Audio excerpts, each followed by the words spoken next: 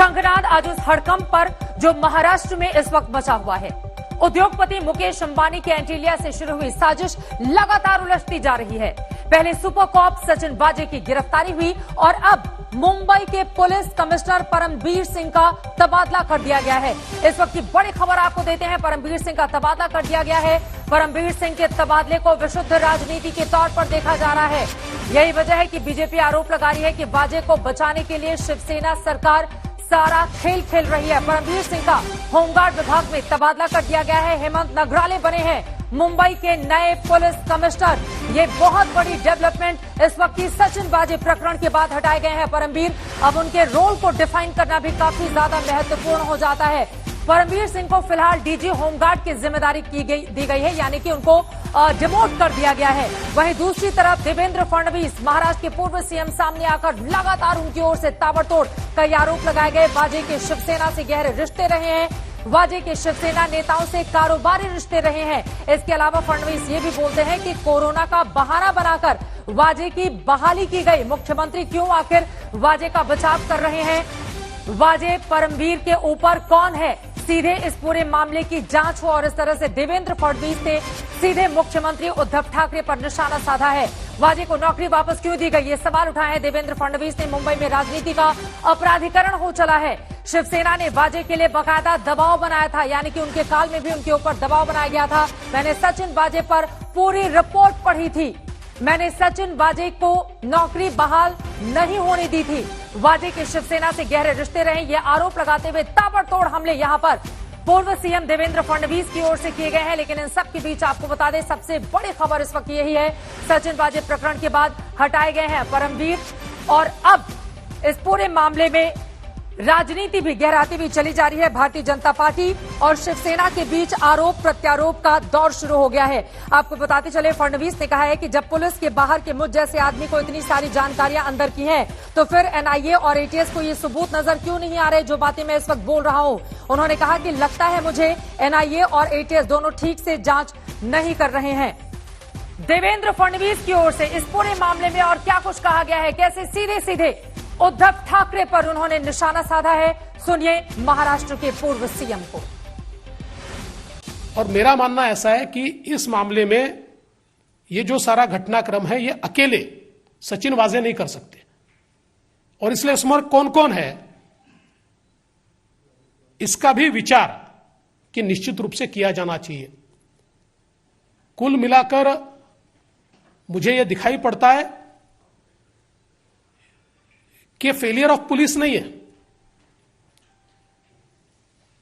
यह failure of government है, क्योंकि सरकार ने ऐसे व्यक्ति को जिनका पास्ट पता है क्या है, उसके बावजूद इतनी इंपॉर्टेंट जगह पर बैठाया। इसका मतलब कोई ना कोई ऐसी चीज सरकार की है कि जिस चीज के कारण उनकी मजबूरी है कि उनको बैठाना है। और जिस प्रकार से हमारे मुख्यमंत्री जी प्रेस कॉन्फ्रेंस में उनको डिफेंड कर रहे थे, सरकार जिस प्रकार से हाउस में उनको डिफेंड कर रही थी, अगर इतने सबूत मेरे पास नहीं आते तो शायद उसको तो महात्मा ही ठहराया जाता। इसको आप सुन रहे थे। सचिन वाजे को लेकर उद्धव सरकार पर सीधे सीधे भारतीय जनता पार्टी देवेंद्र फडणवीस हमला बोलते हुए, वाजे के लिए शिवसेना ने दबाव बनाया था, यह भी फडणवीस ने कहा है। फडणवीस ने आगे यह भी जोड़ा कि सचिन वाजे तो छोटा मोहरा है, असली खेल कोई और खेल रहा है। सीधे रुख करेंगे विद्या का। मुंबई से इस वक्त मेरे सहयोगी जुड़ चुके हैं ज्यादा जानकारी के साथ। विद्या, अभी इस पूरे मामले में ताजा खबर क्या है, क्योंकि बीजेपी और शिवसेना के बीच पूरे ही मामले में आरोप प्रत्यारोप का दौर भी शुरू हो चुका है, लेकिन आगे बढ़ता हुआ ये केस कैसे दिखाई दे रहा है?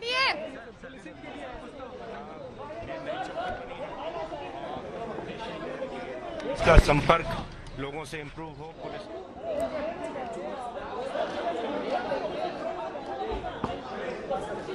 विद्या, मेरी आवाज अगर आपको आ रही हो तो आप बताएं अभी का अपडेट क्या है? वो बिल्कुल वैसा ही हुआ। वाजे की गिरफ्तारी हो गई और साथ ही जो पुलिस कमिश्नर हैं उनका तबादला हो गया। लेकिन फिलहाल सरकार का ये जो मानना है कि होम मिनिस्टर को नहीं बदलना चाहिए, जिसकी की मांग। बोलिए। जी अभी थोड़ी देर पहले ही यहाँ पे हेमंत नागराले पहुंचे हैं, जो पुलिस कमिश्नर अब नियुक्त किए गए हैं। इसके पहले जो परमवीर सिंह जो कमिश्नर थे वो थोड़ी ही देर पहले यहाँ से अनसेरेमोनियसली जिनको निकाला गया था वो निकल गए। जो बैटन हैंडिंग ओवर होता है, जो सेरेमनी होती है कि पूर्व कमिश्नर नए कमिश्नर को अपना बैटन देते हैं और पदभार संभालते हैं, उनको दिया जाता है, वो नहीं होगा। हेमंत नागराले जो नए कमिश्नर है वो अभी अभी आए हैं और थोड़ी देर में वो यहीं पर मीडिया को भी एड्रेस करेंगे और बताएंगे कि आखिर उनका रुख क्या होगा इस पूरे मामले में, और साथ ही साथ पूरे शहर की देखरेख वो कैसे करेंगे। ये महत्वपूर्ण जानकारी आपने दी है। नए पुलिस कमिश्नर हेमंत नागराले ने पदभार संभाल लिया है, लेकिन इसी के साथ ही अब उनकी जिम्मेदारी भी काफी ज्यादा बढ़ जाएगी, क्योंकि मौजूदा हालात मुंबई में इस वक्त जिस तरह के बने हुए हैं उसके मद्देनजर चुनौती उनके सामने कई सारी है। लेकिन हड़कंप जो महाराष्ट्र में इस वक्त मचा हुआ है, उद्योगपति मुकेश अंबानी के एंटीलिया से शुरू हुई साजिश लगातार उलझती चली जा रही है। पहले सुपर कॉप सचिन वाजे की गिरफ्तारी, मुंबई के पुलिस कमिश्नर परमवीर सिंह का तबादला। परमवीर सिंह के तबादले को राजनीति के तौर पर देखा जा रहा है। यही कारण है कि भारतीय जनता पार्टी लगातार आक्रामक है और आरोप लगा रही है कि वाजे को बचाने के लिए शिवसेना सरकार सारा का सारा खेल कर रही है। क्या है ये खेल और कैसा है मुंबई पुलिस का ये पाताल लोक, देखिए।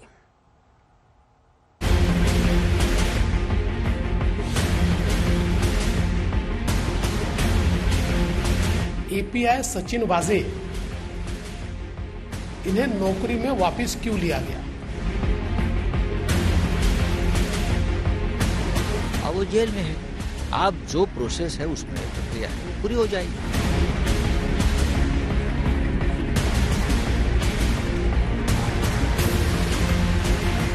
सारा का सारा जिम्मा मुंबई पुलिस कमिश्नर के माथे पे थोपकर महाराष्ट्र की सरकार बच नहीं सकती।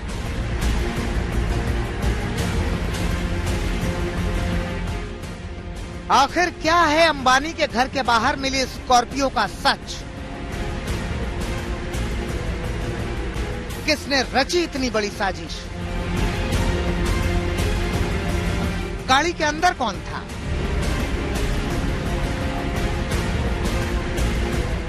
इस साजिश का मुंबई पुलिस से कनेक्शन क्या है? आखिर क्यों करना पड़ा मुंबई पुलिस कमिश्नर का तबादला? देश के सबसे अमीर शख्सियत मुकेश अंबानी के घर एंटीलिया के बाहर विस्फोटक से भरी गाड़ी पर रोज नए ट्विस्ट आ रहे हैं। एनआईए के एक्शन के बाद मुंबई पुलिस पर सवालिया निशान खड़े हुए, तो अब इसकी आग मुंबई पुलिस कमिश्नर तक पहुंच गई है। महाराष्ट्र सरकार ने मुंबई पुलिस कमिश्नर परमवीर सिंह का तबादला कर दिया है। उनकी जगह हेमंत नागराले को मुंबई पुलिस का नया कमिश्नर बनाया गया है। कमिश्नर पद से हटने के बाद परमवीर सिंह को गृह रक्षक दल का डीजी बनाया गया है। वहीं नागराले के कमिश्नर बन जाने पर रजनीश सेठ को महाराष्ट्र के डीजीपी पद का अतिरिक्त कार्यभार सौंपा गया है। साफ तौर पर दिख रहा था कि सरकार के कुछ नेता इस सारे मामले में शामिल है। अब जन आक्रोश बढ़ा तो सारा का सारा जिम्मा मुंबई पुलिस कमिश्नर के माथे पे थोपकर महाराष्ट्र की सरकार बच नहीं सकती। इस पूरी कड़ी में, पूरी श्रृंखला में महाराष्ट्र सरकार के कौन से नेता हैं, उन्हें जिम्मेदारी लेनी होगी। महाराष्ट्र सरकार को इसकी जांच करके कौन नेता इस गंभीर मामले में शामिल है, उनके नाम उजागर करने होंगे। अब सवाल खड़ा होता है कि कल तक जिस मुंबई पुलिस का बचाव उद्धव सरकार कर रही थी, उस पुलिस के आला अधिकारी के अचानक तबादले की जरूरत क्यों आ गई? शिवसेना के प्रवक्ता और सांसद संजय राउत ने ट्वीट करके फिर से अपनी सरकार का बचाव किया है। उन्होंने लिखा, मुंबई और महाराष्ट्र पुलिस बलों को नया नेतृत्व मिला है। हमारे पुलिस बल की परंपरा महान है। और इस वक्त हम सीधे रुक कर लेंगे मुंबई का। हेमंत नागराले ने इस वक्त मुंबई के पुलिस कमिश्नर का पदभार संभाल लिया है। आप ये सीधी तस्वीरें देख रहे हैं। उनकी प्रेस कॉन्फ्रेंस शुरू होने के लिए जा रही है। यकीनन हेमंत नागराले के ऊपर अब बहुत सारी जिम्मेदारी न सिर्फ इस केस की, बल्कि जो दामन पे दाग लगे हैं मुंबई पुलिस के और जिस तरह का पातालोक सामने आ रहा है, रहस्य और उलझता हुआ एंटीलिया मामले का चला जा रहा है। सीधे सुनते हैं मुंबई के नए पुलिस कमिश्नर को।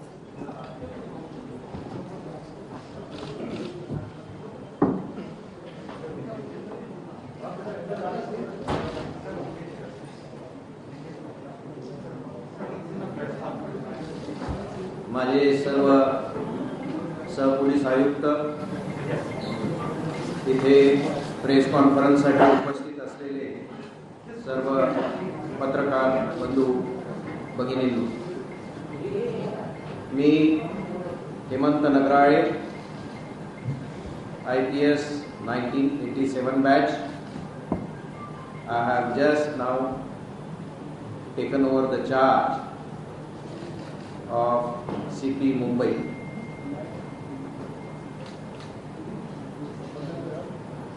हा चार्ज मी नुकताच घेतलेला आहे आणि आपण सर्व पत्रकार बंधूंना, आपणा सगळ्यांना माहिती आहे, सध्या मुंबई पोलीस एका कठीण समस्येमधून जात आहे आणि ही समस्या आपण सगळ्यांच्या मदतीने आणि माझ्या सर्व पोलीस अधिकारी कर्मचारी यांच्या मदतीने ही सोडविण्यासाठी महाराष्ट्र शासनाने माझी नेमणूक केलेली आहे आणि महाराष्ट्र शासनाच्या नेमणुकीच्या आदेशाप्रमाणे मी हा कार्यभार स्वीकारलेला आहे. येणाऱ्या दिवसांमध्ये जी मुंबई पोलीसची प्रतिमा मलिन झालेली आहे त्याला चांगल्या करण्याचा आणि आमच्या मुंबई शहरामध्ये अधिकारी कर्मचारी ते खालच्या कॉन्स्टेबल दर्जापासून असो की सर्वोच्च पोलीस आयुक्त दर्जापर्यंत असो, सगळ्यांचा सहकार्य सहभाग या कार्यामध्ये लाभणार आहे आणि तो निश्चितपणे मला मिळेल याची मला शाश्वती आहे. आपण सगळ्यांनीही या कामामध्ये सहकार्य करावं जेणेकरून महाराष्ट्र पोलीसचं, मुंबई पोलीसचं नाव चांगलं होईल उनकी पूरी कोशिश रहेगी कि आणि कोणत्याही प्रकारची टीका फिर से मुंबई पोलीसवर होणार नाही अशी परिस्थिती इसके लिए उनको आपल्या सगळ्यांच्या या सभी सहकार्याने लोगों की, मुंबई के सभी लोगों की और अधिकारियों की मदद चाहिए. आम्ही चांगलं पोलीस दल, सक्षम पोलीस दल म्हणून पिछले कुछ दिनों कार्य में करू शकू जो कुछ हुआ है अशी मी आपला ग्वाही देतो. मागच्या काही दिवसापासून जे काही आपण बघताय ज्या प्रकारचं अधिकाऱ्यांचं इन्व्हॉल्वमेंट आहे ते योग्य नव्हे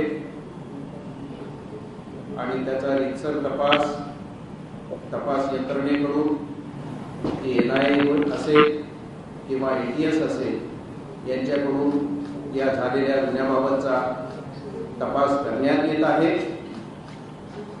आणि तो योग्य रीतीने तपास होईल याची मला पूर्ण खात्री आहे. जे कोणी दोषी असतील, जे कोणी याच्यामध्ये सहभागी की तरफ से हो रही है त्या सगळ्यांवर जांच ठीक तरीके से होगी इसकी, ये ऐसा मुझे लगता है. जो भी कोई दोषी है, जो भी इसमें सहभागी होगा, बंधु भगिनींना विनंती आहे इन सब पर जो सही है वो कार्रवाई की जाएगी. त्यांचे प्रश्न विचारताना असं झालं तर कसं होईल, तसं झालं तर कसं होईल असे हाइपोथेसिस न करता मेरी सिर्फ यही विनती है कि कोई स्पेक्युलेटिव सवाल ना पूछे, न ठेवता ज्या फॅक्ट आहेत हाइपोथेटिकल सवाल ना पूछे. नंबर 2, कोणत्याही ऑनगोइंग जो फैक्ट है उस पर आप पूछिए. बोलणे योग्य नाही, तो त्या तपास यंत्रणेचा भाग आहे. उसके साथ ही जो भी ऑनगोइंग इन्वेस्टिगेशन है उस पर मैं बात नहीं करूंगा। ऑनगोइंग इन्वेस्टिगेशन बद्दल तुम्ही कमेंट करणं, वो इन्वेस्टिगेटिंग एजेंसीज उस बारे में जांच कर रही है। तीसरा, तुमच्यापैकी काही जो भी ऑनगोइंग इन्वेस्टिगेशन है उस पर कमेंट करना ठीक नहीं होगा। मी नुकताच चार्ज घेतलेला आहे, त्यामुळे मला कोणतेही स्टॅटिस्टिक्स किंवा फॅक्ट्स माझ्यासमोर सध्या मैंने अभी चार्ज लिया है, परंतु मी अगोदर मुंबई सिटीमध्ये काम केलेलं आहे, इसलिए मेरे पास सारी जानकारी तो नहीं है। अभी मैंने चार्ज लिया है। 1 वर्ष एडिशनल सीपी ईस्ट रीजन, लेकिन मैंने पहले मुंबई में काम किया है। 2 वर्ष जॉइंट सीपी एडमिनिस्ट्रेशन, मैं एडिशनल सीपी क्राइम के तौर पर मैंने काम किया है।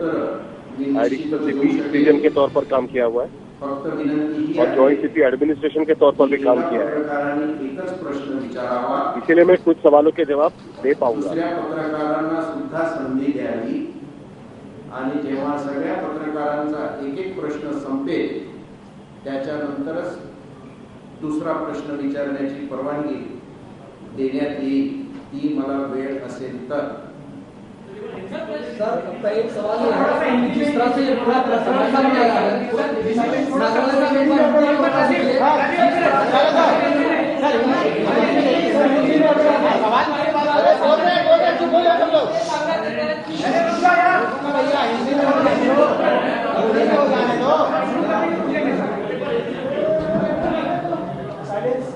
मित्रों, सभी पत्रकार बंधु भगिनी, मैंने आज पुलिस आयुक्त बृहन्मुंबई का पदभार संभाला है। इसके पहले मैं additional CP crime, additional CP east region और जॉइंट सीपी एडमिनिस्ट्रेशन इन पदों पर काम कर चुका हूं।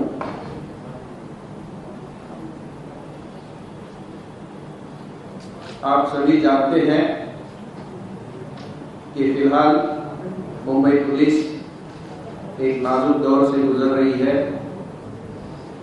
कुछ ऐसे केसेस हुए हैं जिसमें मुंबई पुलिस की विश्वासार्हता पे एक क्वेश्चन मार्क लगा हुआ है।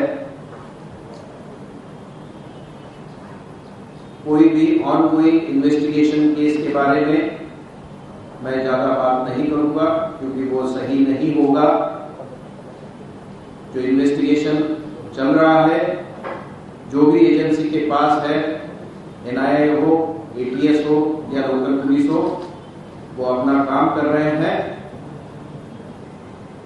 उसके बारे में कृपया पत्रकार लोग अपने इमेजिनरी क्वेश्चंस न पूछे। सभी पत्रकारों को एक एक सवाल करने का मौका दिया जाएगा ताकि सभी पत्रकार अपना एक एक क्वेश्चन पूछ सके। उसके बाद में अगर टाइम होगा तो दूसरा क्वेश्चन भी पूछ सकते हैं।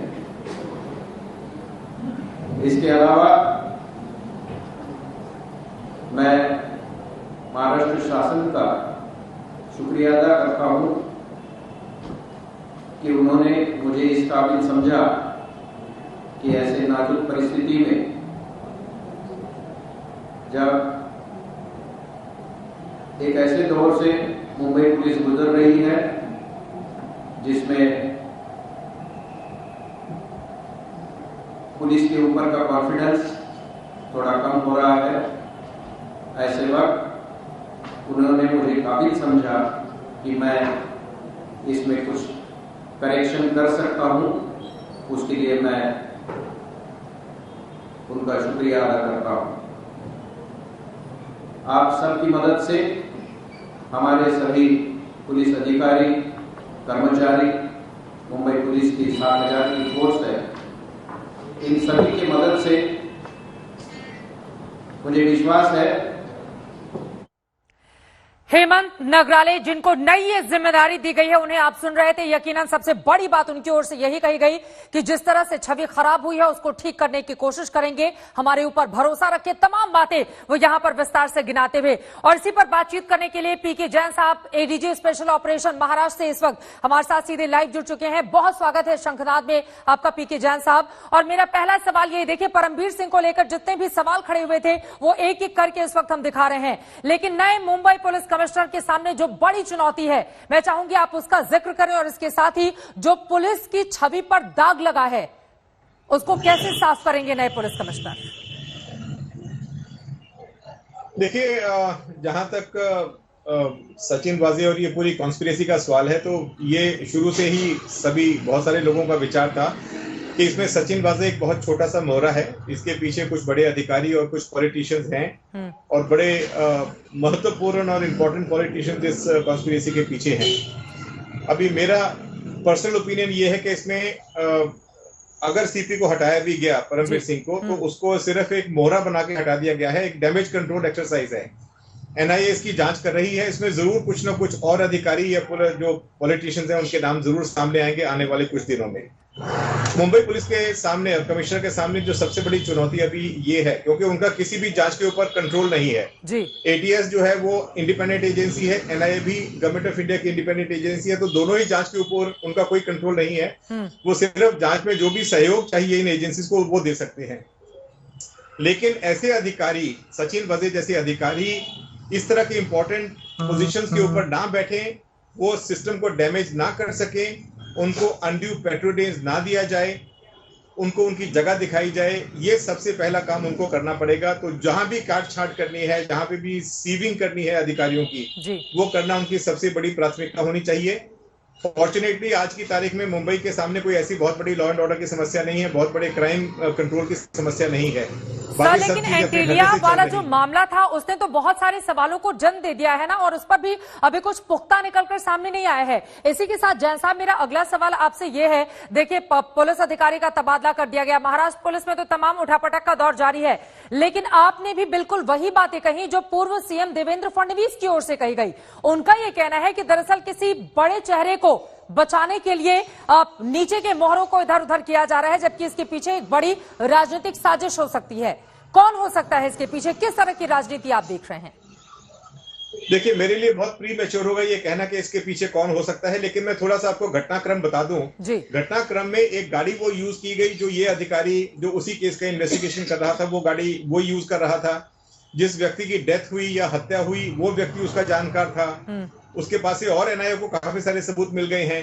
तो ये सारी चीजें ये दिखाती हैं कि ये बहुत क्रूडली एग्जीक्यूटेड कॉन्स्पिरेसी थी, क्योंकि गाड़ी जो यूज की गई वो उसी अधिकारी के पास में थी, उसकी इंजन नंबर, चेसी नंबर मिटाने की कोशिश की गई।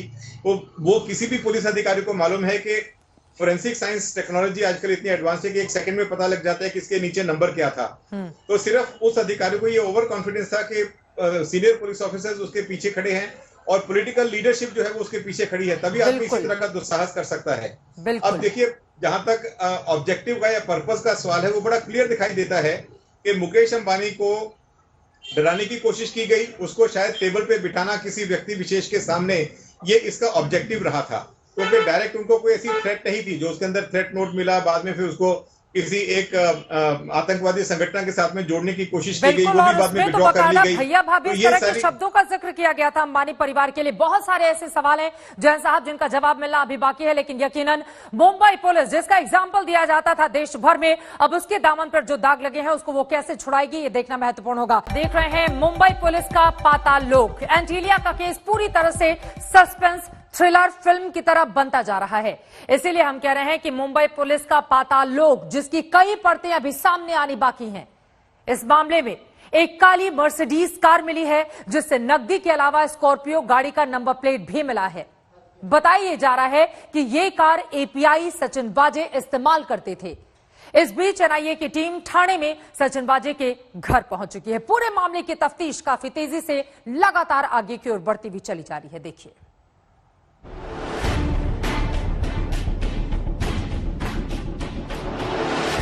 काली मर्सिडीज खोलेगी एंटीलिया केस के राज। किसकी है काली मर्सिडीज कार? सचिन वाजे को किसने दी थी काली मर्सिडीज? मुंबई क्राइम ब्रांच के ऑफिस के पास पार्किंग में खड़ी काली मर्सिडीज कार एंटीलिया केस में बड़ी सुराग के रूप में सामने आई है। एनआईए ने कल इस कार को जब्त किया है। बताया जाता है कि इस कार का इस्तेमाल इस केस में गिरफ्तार मुंबई पुलिस के एपीआई सचिन वाजे करते थे। जिस मर्सिडीज कार को कल एनआईए ने बरामद किया है, उसका मालिक महाराष्ट्र के धुले शहर का है। हालांकि आज तक से बातचीत में उन्होंने कहा कि वो फरवरी में ही कार बेच चुके हैं। गाड़ी मेरी अभी है नहीं, गाड़ी मेरी थी और ये गाड़ी मैंने मिडल ऑफ फरवरी 2021 में ऑलरेडी कास्ट 24 को सेल आउट कर दी थी। तो इस सब मैटर में मेरा कोई रोल है नहीं। जो एक गाड़ी बेचते समय जो कुछ प्रोसेस होती है वो सारी मेरे पास है और सारे डॉक्यूमेंटेशन मेरे है। अगर कुछ मुझे पूछताछ होती है तो मैं उसको फेस करूंगा और मैं उसको कोऑपरेट करूंगा और उनको जो कुछ चीजें चाहिए मैं उनको दूंगा। एनआईए के मुताबिक एंटीलिया के पास खड़ी स्कॉर्पियो कार की नंबर प्लेट इस मर्सिडीज के अंदर मिली है। इस कार में कई और भी नंबर प्लेट मिले हैं। तलाशी के दौरान एनआईए की टीम को काली मर्सिडीज में 6.25 लाख रुपए, कपड़े और पैसे गिनती करने वाली मशीन मिली है। कार में पेट्रोल डीजल भी रखा था। ब्लैक कलर की मर्सिडीज बेंज को सीज किया है, जिस सीजर में जो स्कॉर्पियो पे नंबर प्लेट थी उसको रिकवर किया है। 5 लाख से ज्यादा कैश रिकवर किया है। एक नोट काउंटिंग मशीन रिकवर की है। कुछ कपड़े रिकवर किए हैं और इसके बीच में जांच जारी है। Thank you. गाड़ी भी था इसमें, ऐसे पता चला? ये गाड़ी सचिन वाजे चलाते थे। ये किसकी गाड़ी है इसके बारे में अभी जांच चल रही है। काली मर्सिडीज नहीं बल्कि ये सीसीटीवी तस्वीर भी सचिन वाजे के गले का फंदा बन रही है। जांच से जुड़े सूत्रों की माने तो सीसीटीवी में कैद ये वीडियो मुंबई पुलिस के बर्खास्त एपीआई सचिन वाजे की हो सकती है। पहले ये कहा जा रहा था कि वाजे ने खुद को पीपीई किट में छिपाने की कोशिश की थी, लेकिन अब ये कहा जा रहा है कि ये पीपीई किट नहीं बल्कि ओवरसाइज कुर्ता पायजामा है और शख्स ने रुमाल से अपना चेहरा ढक रखा है।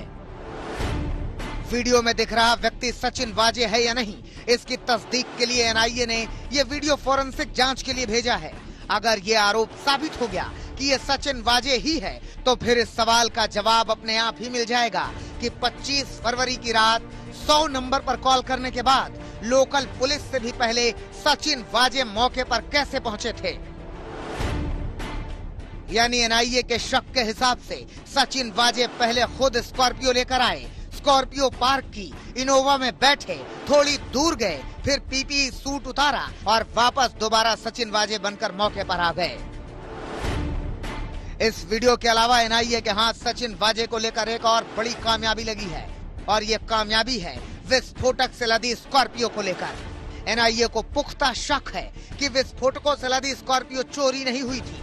सूत्रों के मुताबिक ये कार वाजे के पास थी। सूत्रों के मुताबिक कार के मालिक मनसुख ने बिकरोली में कार रखकर चाबी सीआईयू के एक अफसर को सीएसटी में सौंपी थी। बाद में उस अफसर ने कार वाजे के ठाणे वाले घर साकेत सोसाइटी में पार्क कर दी। यानी एनआईए सूत्रों के मुताबिक 25 फरवरी को एंटीलिया के बाहर मिली स्कॉर्पियो इससे पहले सचिन वाजे के ठाणे वाले घर साकेत कॉम्प्लेक्स में पार्क थी।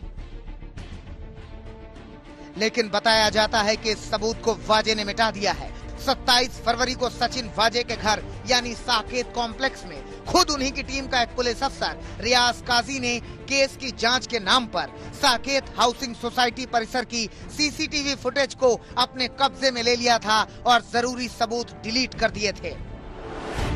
एनआईए ने इसी सिलसिले में रियाज काजी से लगातार पूछताछ की, लेकिन रियाज काजी को अभी तक गिरफ्तार नहीं किया गया। एनआईए सूत्रों के मुताबिक वाजे की टीम ने इसके अलावा जो भी डिजिटल सबूत इकट्ठे किए उनसे भारी छेड़छाड़ हुई। कई डाटा डिलीट भी हो चुका है।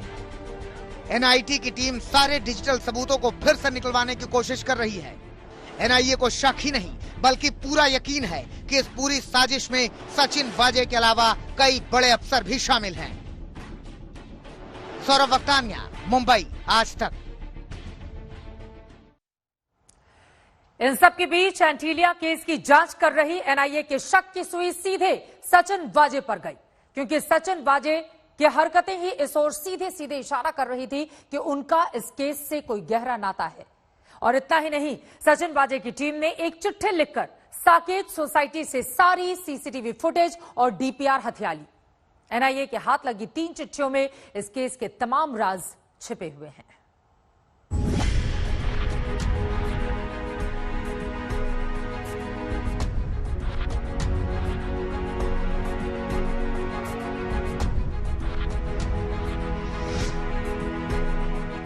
मुंबई पुलिस का सुपर कॉप सचिन वाजे कितना शातिर खिलाड़ी है, इसकी गवाही दे रही हैं ये 3 चिट्ठियां। ये चिट्ठियां एंटीलिया के पास खड़ी स्कॉर्पियो के तिल्स्म को तोड़ने में अहम भूमिका निभा सकती हैं।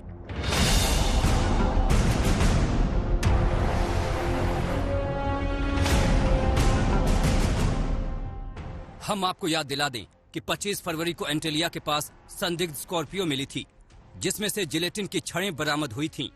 26 फरवरी को मुंबई पुलिस ने यह केस सीआईयू के अफसर सचिन वाजे को सौंपा था। उसके 2 दिन बाद ही 27 फरवरी को सीआईयू के एपीआई रियाजुद्दीन काजी ने साकेत सोसाइटी के सेक्रेटरी को चिट्ठी लिखी थी। रियाजुद्दीन काजी ने इमारत की सीसीटीवी डीवीआर की मांग की थी। रियाजुद्दीन काजी ने सोसाइटी से 17 फरवरी से लेकर 24 फरवरी तक की फुटेज मांगी थी। 27 फरवरी को ही सोसाइटी ने रियाज काजी को 17 से 24 फरवरी तक की सीसीटीवी फुटेज मुहैया करवा दी थी।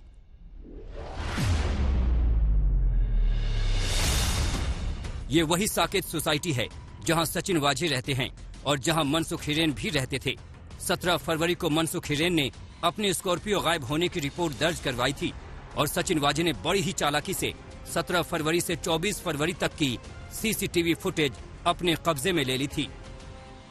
मजे की बात यह है कि साकेत सोसाइटी ने सीसीटीवी तो सचिन वाजे की टीम के हवाले कर दिया, लेकिन जब गौर से सीआईयू का लेटर देखा तो सोसाइटी वालों के होश फाख्ता हो गए। 4 मार्च को स्थानीय पुलिस थाने में सोसाइटी की तरफ से चिट्ठी लिखी गई। इस चिट्ठी में कहा गया कि जो पत्र सीआईयू की तरफ से लिखा गया था उसमें कोई स्टाम्प नहीं था। ये राज तब खुला जब एटीएस ने साकेत सोसाइटी को सीसीटीवी फुटेज को लेकर चिट्ठी लिखी और फुटेज मांगी। एटीएस ने भी 17 फरवरी से 24 फरवरी तक की फुटेज मांगी थी। इस पर सोसाइटी ने जवाब दिया कि सभी फुटेज तो सीआईयू के एपीआई रियाज काजी ले गए। ये तीनों चिट्ठियां अब एनआईए के पास हैं। एनआईए ने रियाजुद्दीन काजी समेत सीआईयू के 5 अफसरों से पूछताछ की है। एनआईए ने सोमवार की रात से मंगलवार की सुबह तक मुंबई पुलिस हेडक्वार्टर में जाकर सीआईयू दफ्तर में छापा मारा। सचिन वाजे के केबिन की तलाशी ली, वहां से सबूत इकट्ठा किए। लेकिन क्या एनआईए को साकेत सोसाइटी की पूरी सीसीटीवी फुटेज मिल गई? क्या सचिन वाजे ने तमाम सबूत इस बीच नष्ट नहीं कर दिए? ऐसे तमाम सवालों के जवाब मिलने अभी बाकी हैं। सौरभ वक्तानिया के साथ दिव्य सिंह, मुंबई आज तक। एटीएस देखती रही और सबूत लेकर उड़ गई टीम वाजे। बहुत सारे ऐसे सवाल जिनका जवाब मिलना अभी बाकी है, लेकिन इन सब के बीच परमबीर सिंह के इस्तीफे के बाद शिवसेना की सरकार पर लगातार सवाल उठ रहे हैं।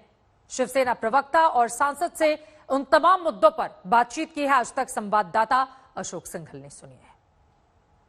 मुंबई पुलिस कमिश्नर परमबीर सिंह को भी हटा दिया गया है। बात करने के लिए हमारे साथ मौजूद हैं शिवसेना सांसद संजय राउत जी। संजय जी, आखिर सचिन वाजे की गिरफ्तारी हुई, एनआईए इन्वेस्टिगेट कर रही है, तमाम चीजें सामने आ रही हैं। उसके बाद अब मुंबई पुलिस कमिश्नर का जाना, क्या लगता है कि मुंबई पुलिस कमिश्नर भी इस पूरे मामले में इन्वॉल्व है? बात इन्वॉल्वमेंट की नहीं है, लेकिन सरकार ने ये सोचा है कि जब इस प्रकार के मामले होते हैं और पूरी प्रतिष्ठा पुलिस फोर्स के दांव पर लगती है तो कुछ बदलाव जरूरी होते हैं। तो मुख्यमंत्री साहब ने यह तय किया होगा आज कि मुंबई पुलिस की लीडरशिप ही बदल देनी चाहिए।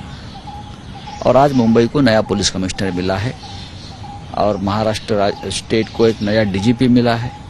ऐसे बहुत से महत्वपूर्ण बदलाव आज महाराष्ट्र के पुलिस दल में हुए हैं।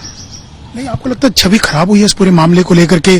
सचिन वाजे का सामने आना, गिरफ्तारी होना, इस पूरे मामले में जो विस्फोटक मिला, उसके बाद मुंबई पुलिस कमिश्नर के ऊपर सवाल उठे। सवाल तो उठे हैं, सवाल आपने भी खड़े किए, सवाल विपक्ष ने खड़े किए, विधानसभा में सवाल खड़े किए। ये नहीं होना चाहिए था। अफसोस की बात है सबके लिए, मुंबई पुलिस दल की अपनी एक प्रतिष्ठा है, अपनी एक इमेज है, बहुत ही प्रोफेशनल पुलिस मैं कहता हूं मुंबई पुलिस को। और इस प्रकार की जब घटना होती है तो जरूर क्वेश्चन मार्क आता है प्रतिष्ठा के ऊपर, लेकिन अब पूरा कुछ संभल लेने के लिए आज नया पुलिस कमिश्नर मुंबई को मिला है और बहुत ही होनहार और प्रामाणिक अधिकारी है। उनका रिकॉर्ड बहुत ही अच्छा है, नक्सलाइट एरिया में भी काम किया है, राज्य में काम किया है।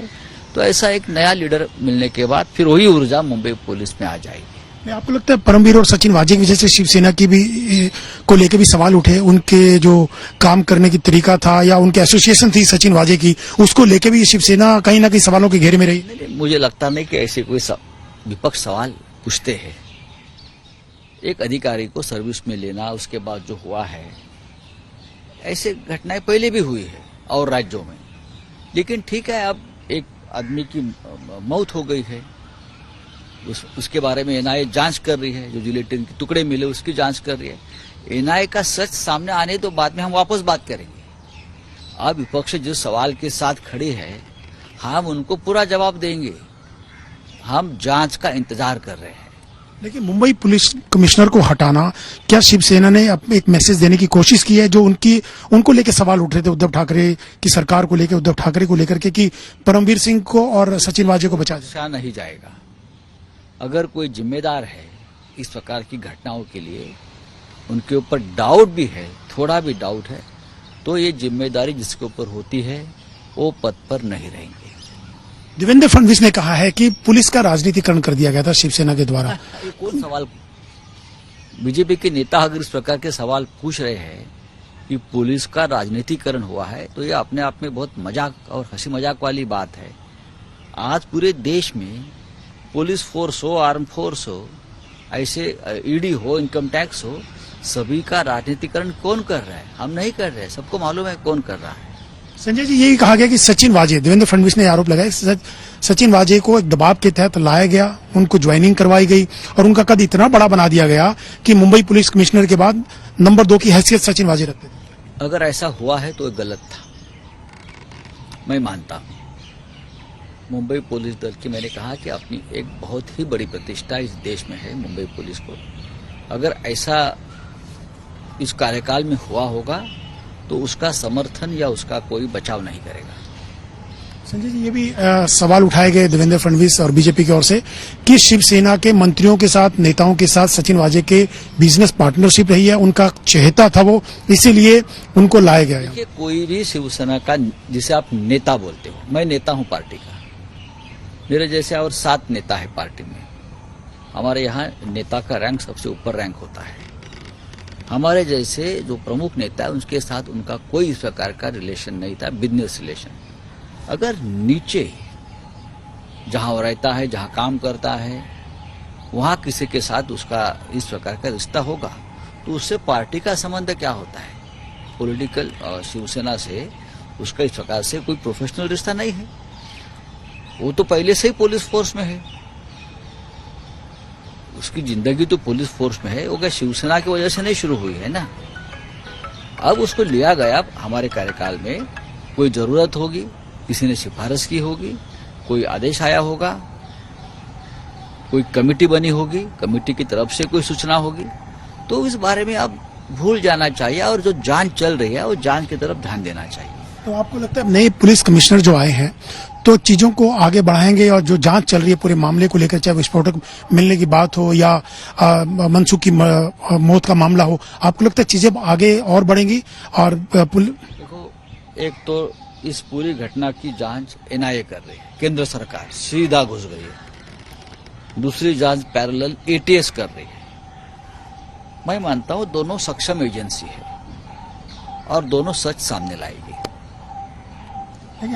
आखिरी सवाल, आपको लगता है कि मौजूदा सिस्टम जो था पुलिस का, सचिन वाजे हो या पर, उससे सवाल उठे हैं जरूर शिवसेना की, उसको लेकर, क्रेडिबिलिटी को लेकर? देखिए, उसमें शिवसेना की क्रेडिबिलिटी का सवाल नहीं है। अगर सचिन वाजे जैसे अधिकारी, जो एपीआई है, वो सरकार नहीं चलाता या वो पुलिस फोर्स नहीं चलाता, वो मुंबई पुलिस का मुखिया नहीं है, वो एक साधारण एपीआई है, अगर उसकी वजह से इतने बड़े सवाल लोगों ने खड़े किए हैं तो मुझे लगता है कि पुलिस फोर्स का जो आने वाले मुखिया है उसने सोचना चाहिए कि इस प्रकार की जो गलती होती है वो वापस दोहराना नहीं चाहिए। मुंबई पुलिस को अब फिर एक बार ऐसी लीडरशिप की जरूरत है जो आज हमने उद्धव ठाकरे साहब ने दी है, नई लीडरशिप। धन्यवाद। कैमरामैन संजीव के साथ अशोक सिंघल, दिल्ली आज तक। लाउड स्पीकर से अजान पर फिर घमासान है। इलाहाबाद यूनिवर्सिटी के वाइस चांसलर ने प्रशासन को खत लिखकर लाउड स्पीकर से अजान पर एतराज जताया है। वाइस चांसलर की चिट्ठी पर मुस्लिम धर्मगुरुओं ने उंगलियां उठाई हैं। वहीं पुराना सवाल फिर से उठा दिया गया है कि जब आरती से परेशानी नहीं तो फिर अजान से क्यों?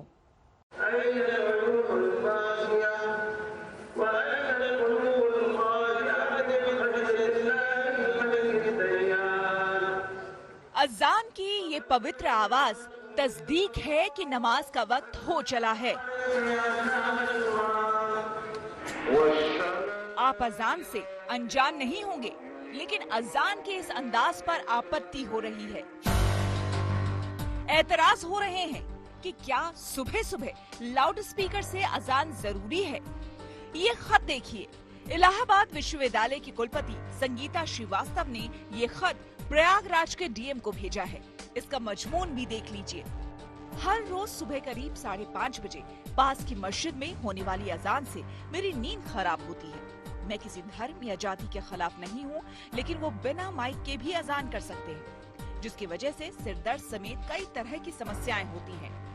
ईद से पहले भी वो सुबह 4 बजे माइक से सहरी का ऐलान करते हैं। इस बात पर जल्दी ध्यान दें ताकि जो लोग अजान की तेज आवाज से परेशान हैं, उन्हें शांति मिल सके।